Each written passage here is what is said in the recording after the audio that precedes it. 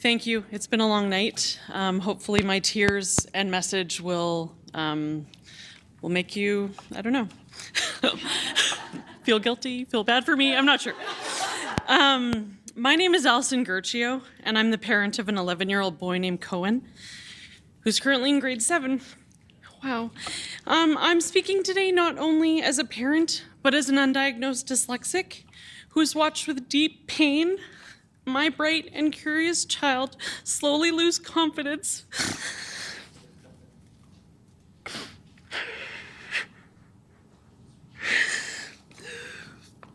self-esteem, and the joy of learning, not because of the lack of potential, but because early assessment and the support they need in school is simply not there.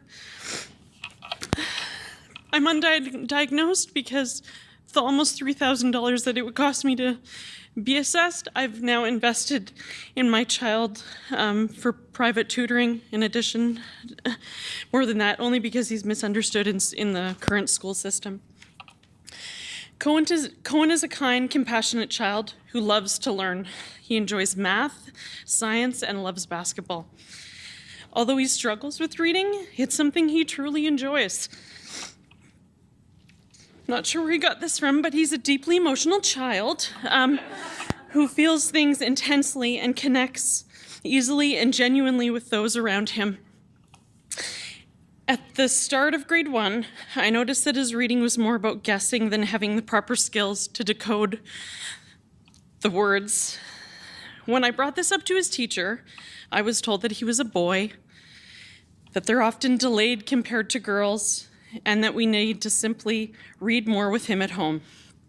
These comments were frustrating as we read every day to him and with him with no change. We again spoke to other teachers in other years, and were told that there wasn't an issue because he was kind and he listened in class and he didn't cause problems in the classroom.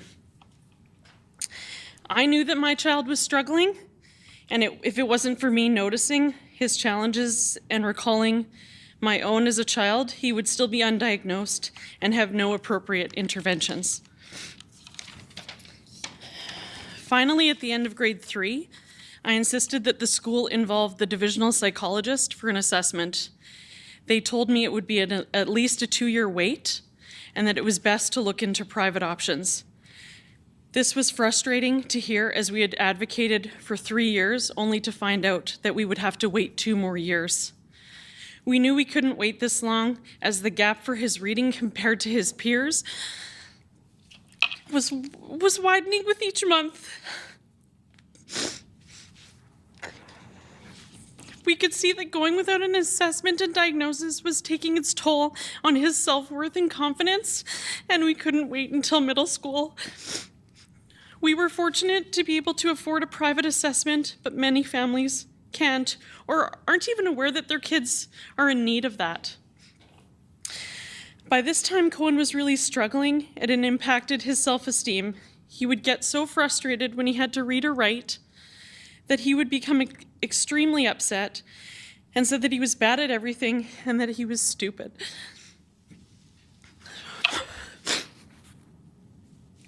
It was a challenge each day after school, and some days still is. As he didn't have a diagnosis, he didn't receive any structured literacy instruction at school, and instead was using pictures to guess what each page was about. In addition, he was to memorize sight words and do spelling tests, which he would always get 100% on, but a week later would never be able to spell the words correctly. It was pure memorization. His extended time with single reading levels while witnessing classmates advance continued to diminish his self-esteem week by week. Universal screening would have prevented much of this. When kids are identified early, there is a narrower gap to close between them and their peers, and therefore early interventions and teaching techniques can be applied to bring them to grade level reading sooner. This is why universal screening is a benefit for all students. It identifies students early, and therefore schools will be able to use the resources to help kids that need it effectively and apply it all the same. I also will echo this is obviously off script, but it also needs government funding to ensure that those resources are there and available. It's much beyond this bill. Finally, as I said before, it prevents the negative self-worth that's associated with being identified late and having to catch up on what seems to be an impossible task. We have spent over $20,000 on private interventions because the school system didn't have the assessment, tools, or resources to help him. I know how fortunate Cohen is to have had these interventions and continue with interventions to narrow the gap between him and his peers in literacy. Many children and families are not in this position where they can buy extra resources, supports the schools are not providing. Although Cohen has had tremendous teachers, all of them admit they aren't trained in evidence-based reading instruction and being able to screen children for reading difficulties. The emotional and financial strain of on our entire family is extensive. To watch your child cry and worry about being behind his peers in class, yet all at the same time being frustrated with not being challenged because he's intelligent, and he says he thinks the teachers think he's dumb, as they keep giving him the same reading level because they're evaluating him with a non-evidence-based approach. His older sister also carries the burden of ensuring people treat him fairly and advocate for him.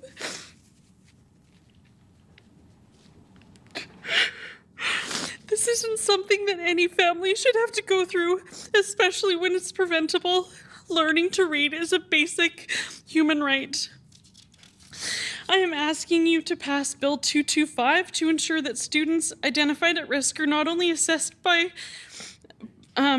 guaranteed access to specialized supports and resources, which is crucial for students with dyslexia and other reading challenges. Universal screening will ensure that no child is overlooked. This is also off script, but this is a big step if this bill is passed. The other piece I do worry about is, as a child, my child has been diagnosed, but there are many others that will be not captured in this, that will still be feeling horrible, about themselves and their abilities. So I do, encourage, I'm not sure if there could be something considered to also capture kids that we're missing, like a decade of people that, if we're starting in kindergarten to grade 3, say next year, we're missing all those kids that are maybe in high school that don't know. The countless tears and frustration, advocacy for interventions, and adaptations we've gone through can't be changed. However, with your help, we can ensure that no other child loses their chance to read, learn, and believe in themselves. Please stand with us and with every child in Manitoba. Thank you for listening to my family story and using your voice to help protect the rights of every child. Am I allowed to share audio from my son? No, I'm not. Okay, that's fine. I could listen to it and read it out, say it, but I don't know that that's impactful. The importance of this bill validates children's struggles to implement appropriate interventions. Small changes do make a difference, and I think this is more than a small change. After my son's day that started at 6:30 to do tutoring for an hour before going to school, then off to basketball, he was thrilled to go and see the Provencher Bridge, the Richardson Building, and the Winnipeg sign all lit up in red today. Things like this make a difference and validate what him and others are going through. Thank you. Thank you, Ms. Garcia. Am I pronouncing that right before I continue on? It's Gercio. Gercio. Yeah. I'm going to change that then. Yeah, Thank no you. problem. Thank you for your presentation. Emily Lamoureux? Thank you, Honorable Chairperson, and thank you so much for your presentation and being here this evening and sharing a bit about you and your family and just the journey that you've gone on. I agree. Education, reading, it should be a basic, fundamental human right all over Canada. For today's purposes here in Manitoba, we need to be doing better, and we need to ensure that it is not only affordable, but accessible. Right now, it's not. People are paying thousands of dollars for private assessments, private screenings, and I'm glad that children are getting that, but it's not fair for all the other children who aren't getting it. We need to ensure that every single child in school here in Manitoba has that access. My question for you is, like other parents have spoken to, did you share with Cohen about this legislation and what he had to say? Ms. Gertschio. Yes, he's probably not going to bed and watching me blubber on. Yeah, he knows dyslexia is a superpower. That's how we treat it in our household. But it comes with many struggles. But he did say to me before I left, "You got this, Mom, and please make a difference for other kids." Minister Schmidt. Thank you, Honourable Chairperson, and thank you, Mrs. Gertschio. Thank you very much for helping me there. Thank you very much for sharing your experience and your heart and your emotions with us tonight. I don't think you need to be embarrassed about that. We welcome it, and thank you. It takes a lot of courage to do that. I wanted to just quickly thank you very much for your suggestion about, I'm going to call it sort of like a retroactive application. I don't know if that's the right way to sort of term it, but I think that's a very interesting suggestion, and one that we'll be happy to take forward and consider in our discussions with school divisions and how to properly roll this out and make sure it's as comprehensive and universal as we can. You asked us to stand with you. We do stand with you. We agree with you that universal screening will prevent these experiences, and that's really what we're all here to do today. But I think it's also important to remember that the intention of universal screening tools is also to identify other barriers, right? Like dyslexia and specific learning disabilities are one barrier, but there are other barriers that children experience in the classrooms. And you had made a comment about much beyond this bill, and I just wanted to say we agree with you so much. That's why our government is investing in small class sizes. We're investing in a nutrition program. We're hiring teachers. We're making sure there's more one-on-one time in classrooms. So I just wanted to share with you. Minister Schmidt. Sorry, we're at 45 seconds, unfortunately. Ms. Gertschio, would you like to respond? I'm encouraged with all of those things. Wonderful. Emily Cook. Coming tonight and making that presentation. I think you demonstrated very effectively the impact that this has had on your whole family and the value of this legislation. And you also made a really good point about the cohort of kids that would be missed even if this is implemented, and the fact that something needs to be done for them as well. So thank you. Ms. Gertschio. No further comment. Any further questions? Thank you for your presentation tonight.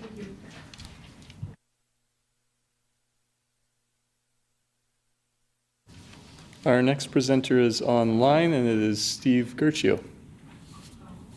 He's just online. Kiddos. Okay. He's not, yeah. No? Oh, he's just listening. Okay.